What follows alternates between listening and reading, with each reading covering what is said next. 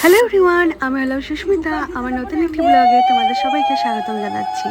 আজ হলো আমার মাসি শাশুড়ির ছেলে দেওয়ারের আজকে অধিবাস, আর আমরা এখন বসে সবাই কুলু সাজাচ্ছিলাম আর ঘটে সিঁদুর দিচ্ছিলাম। তারপরে আমরা কলা গাছের নিচে ঘট বসাবো আর 5টা বাড়িতে জল ভরতে যাব, অধিবাসে জল ভরতে।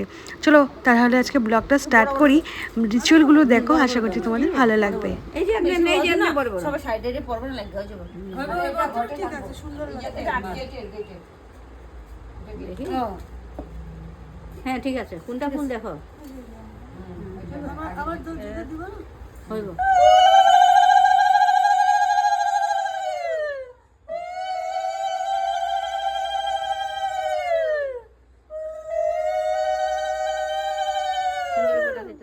সাতটা আছে, 6-7 এই যে ঠিক করে আছে, 5টা করে দিয়ে দাও। নিব পুরো সিন্দুরে সিন্দুরে জল পড়বে না, সিন্দুর 5টা ফুটে এরকম ভাবে। হ্যাঁ উপরে রাখা যায় কেন কত সিন্দুর সিন্দুর হয়ে যায় শাড়ি। হ্যাঁ পুরো বরবাদ হয়ে যায়, এলাকা কেউ নিতে চায় না। এই জায়গাটা, হ্যাঁ এই জায়গাটাতে দাও। হ্যাঁ কাপড় চোপড় ভইরা জায়গা একটু বড় করে দিবা মিষ্টি। 5টা দুই জনে এই যে 5টা দিবার পরে জল ঢালবা, নিচে চাউল আর ধান দিবা গটের নিচে। হ্যাঁ হ্যাঁ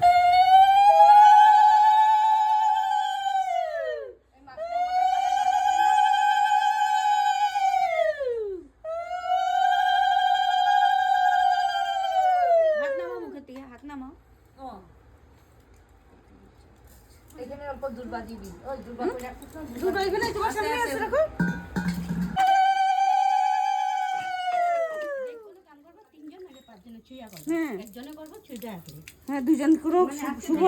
আমাদের কল থেকে এখন জল ভরা হয়ে গেছে।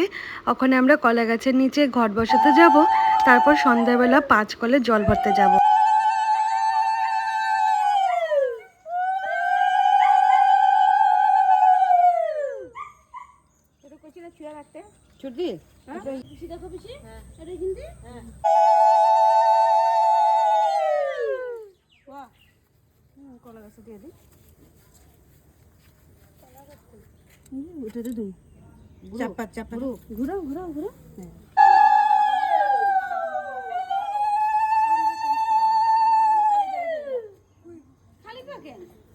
আমরা এখন বেরিয়ে পড়েছিলাম কুলো নিয়ে 5 বাড়ি জল ভরতে।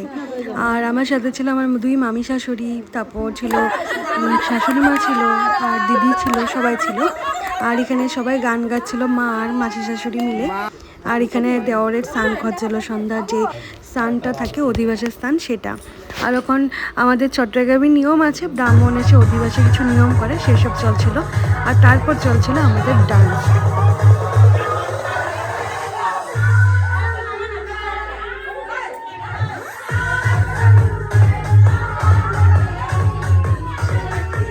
গানটা পুরাটুকু দিলাম না, কপিরাইট হয়ে যাবে, তার জন্য। এখন অধিবাসী নিয়ম সব শেষ, এখন সবাই ডান্স করছিল। কাল নিয়ে আসবো দুপুরের যে রিচুয়ালগুলো থাকে জল ভরা, সেগুলো নিয়ে আসবো। তাহলে ব্লগটা আজকে এখানে সমাপ্ত করছি। Bye bye.